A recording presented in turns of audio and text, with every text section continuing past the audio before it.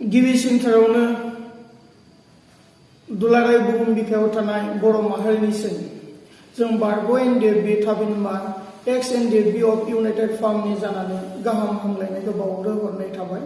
दिनैनि बे खौरां मेलनि गेजेरजों जोङो एक्स एनडिएफबि इउनाइटेड फार्मआ बेखौनो फोसावनो नागिरदों फैबाय थानाय 10 फेब्रुआरि 10 फेब्रुआरि थामहिनबा सुक्रुबारनिफ्राय जोङो सानजा BTC बर्डारनिफ्राय सोनाब BTC बर्डारसिम आथिंजों जोङो गोलाव हानजा सुरनो थांखि लादों।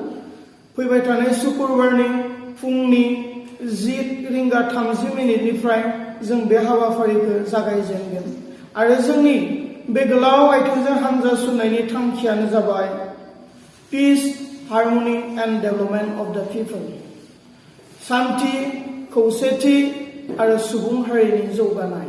बिनि सायाव बिथा खालामनानै जों बे गोलाव हानजा सुरनायखौ लागोन। बेजोंनो लोगोसे माखासे जोंहा सब टपिकफोर दङ, आयदाफोर दङ, जेरैहाय ट्राइबेल बेल्ट एंड ब्लकनि रैखाथि, थागिबि सुबुं माहारिफोरनि हा हुनि मोनथाय, 6 शिड्यूल, भारतनि संबिधाना जों ट्राइबेलफोरनो मा मोनथाय होदों बेफोरनि सायाव जों रायजो राजाफोरनो फोरोंलांगोन। लोगोसे जोंनि ओनसोलाव दिनै उन्दै बैसोआवनो जुलि लानाय, उन्दै बैसोआवनो खामानियाव बाहायनाय थामहिनबा चाइल्ड मेरिज, लोगोसे जौ जुवाजों गफबनानै थानाय, आरोबाव कारापसन, बे गासैनि सायावबो बिथा खालामनानै जोङो सांग्रांथि मेलफोरखौ खुंलांगोन आरो बर' रायजो राजाफोरनि गेजेराव बेफोरनि सोमोन्दै जोङो फोसावलांगोन।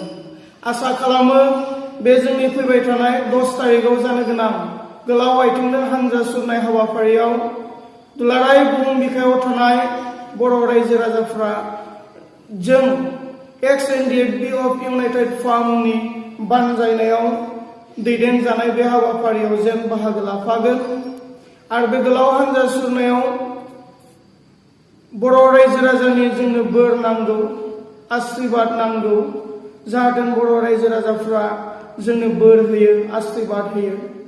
लोगोसे बे गोलाव हानजा सुरनायाव जों जेरावखि सहैया मानो बर' रायजो राजाफोरजों जाहाथे जों सावरायलांनो हायो, बेबायदियै जोंजों लोब लोब ओंखारफानानै हेफाजाब आरो मददखौ होलांगोन होननानै मिजिंथिनाय थाबाय।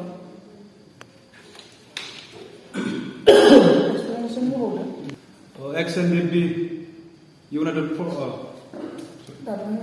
of Ex NDFB जों खुंजानो लानाय जि हाबाफारि आथिंजों BTC सानजा बर्डारनिफ्राय सोनाब बर्डारसिम जि गोजोन हानजा सुरनाय, बे हानजा सुरनाय हाबाफारिखौ जोङो मोनसे मुं दोनदों। बे मुङानो जाहैबाय आगान। आरो बे आगाननि गेजेरजों जोंनि ट्राइबेल बेल्ट एन्ड ब्लकखौ जों रैखा खालामनो जोङो एक्स एनडिएफबिआ नाजादों। बे आगाननि गेजेरजोंनो ट्राइबेल बेल्ट एन्ड ब्लकआव थानाय जोंनि ट्राइबेल फिसाफोरखौ जोङो रैखाथि होनो हास्थायदों।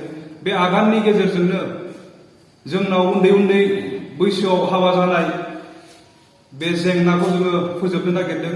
बे आगाननि गेजेरजोंनो जोंनि उन्दै उन्दै गथ'फोर जायफ्रा भबिष्यतनि जोंनि इन्जिनियार जानांगौमोन, जायफ्रा जोंनि भबिष्यतनि डक्टर जानांगौमोन, बिथांमोना दिनै ड्राग्सजों गान्जाजों दिनै नस्थ' जानायखौ नुदों।